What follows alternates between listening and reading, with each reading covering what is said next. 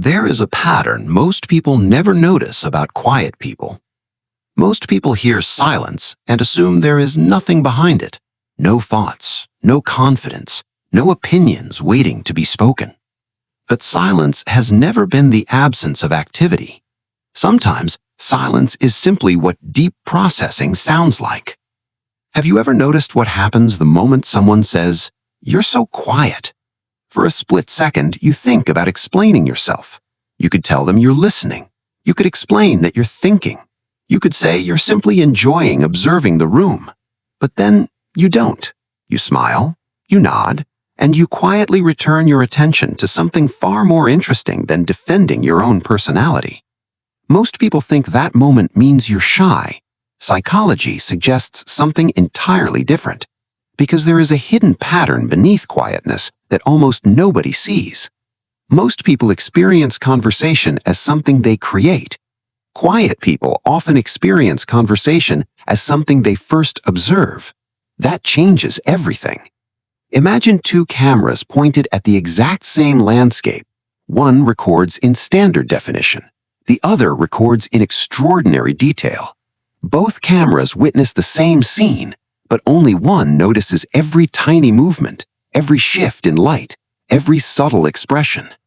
Now imagine placing those cameras inside a crowded room.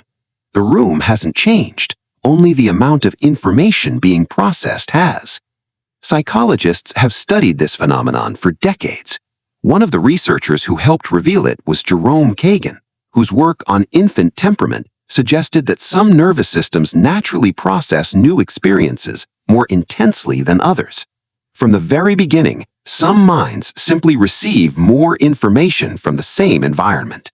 The world isn't louder, it just arrives with greater resolution. And when your brain processes more, it naturally speaks less, not because it has less to say, because it has more to organize. Most people think quiet people need encouragement to speak, but perhaps they've misunderstood the pattern entirely. Maybe quiet minds aren't waiting for confidence. Maybe they're waiting for clarity.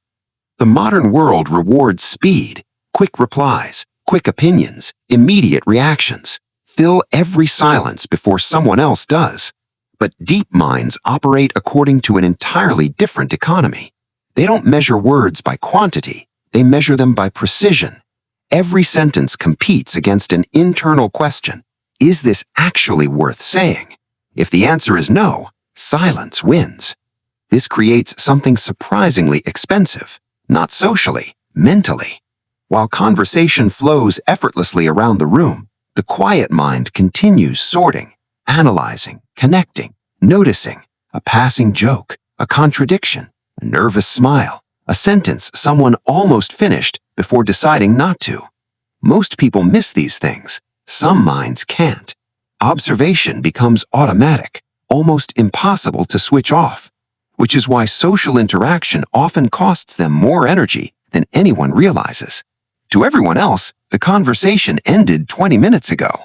To them, it's still unfolding. There is another pattern hidden inside this one. Most people believe listening simply means waiting politely while someone else speaks. Real listening is something entirely different. It means allowing another person's words to become part of your own thinking. Quiet people often do exactly that. They aren't planning their next sentence. They're still inside yours. That's why they notice the details everyone else forgets. The hesitation before the answer, the emotion hidden behind the joke, the story you skipped over because it felt too uncomfortable to tell. Sometimes they understand what mattered most long before the speaker realizes they revealed it. Ironically, these are often the very people described as distant. Over time, something else begins happening. Quiet people receive the same message again and again. Speak up. You're too quiet. Come out of your shell. No one intends harm, but repeated often enough, even gentle correction begins sounding like judgment. Slowly, quietness becomes privacy, and privacy becomes protection. Not because they dislike people, because they learn that not every thought deserves an audience, especially when the audience mistakes reflection for weakness. That invisible boundary becomes difficult to explain. It isn't built overnight. It grows slowly, like tree rings, like roots, like every quiet decision to keep something meaningful inside, rather than watch it become another casual conversation. Then something fascinating happens. The quieter someone becomes, the more carefully they choose the moments they finally decide to speak. Most people scatter words throughout the day. Quiet people compress them. Their thoughts spend hours evolving before ever becoming language, which is why when they finally speak, people often stop and listen.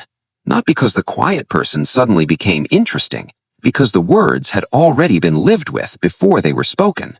Silence wasn't emptiness. Silence was preparation. And that's where the pattern quietly changes once again.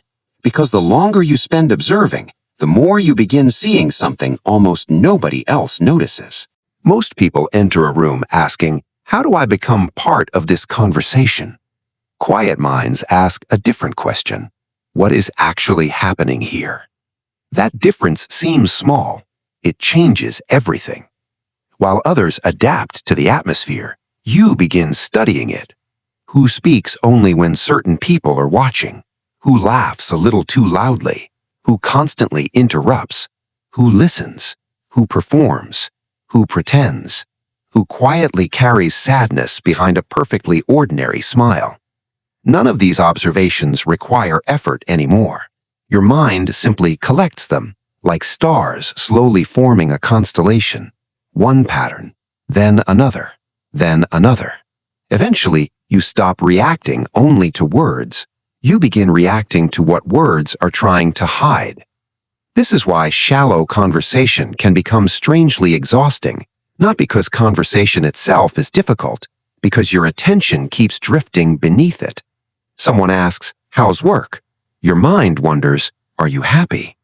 Someone talks about success. Your attention notices fear. Someone tells a funny story. You hear loneliness hidden inside the punchline. You don't intentionally search for depth. Your mind naturally falls toward it, just as water naturally finds the lowest place.